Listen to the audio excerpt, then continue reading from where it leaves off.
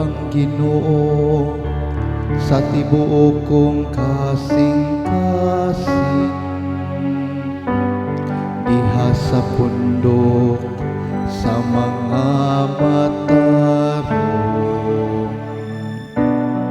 Dagko ang mga buhat sa Ginoo, matahong diha sa tanan nilang kaanindot. Ang Ginoo mahinumdum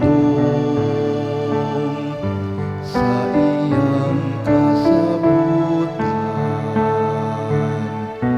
hangtod sa kahangturan.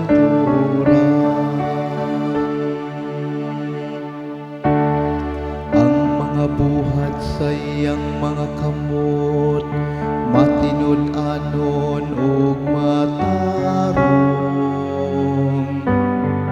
Dili kaduha-duhaan ang tanan niyang mga sugo,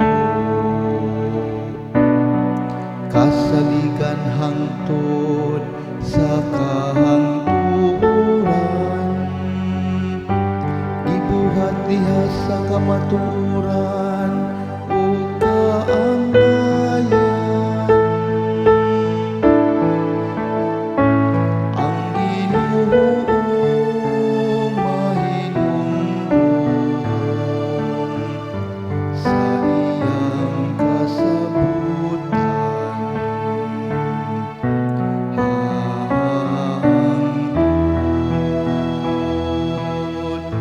sa kahangturan. Nagpadala siya kaluwasan ngadto sa iyang katawhan. Gidasonan niya ang iyang kasabutan hangtod sa kahangturan. Balaan ug katahaan ang iyang ngalan, nagalungtad ang iyang kadaykanan hangtod sa kahangturan.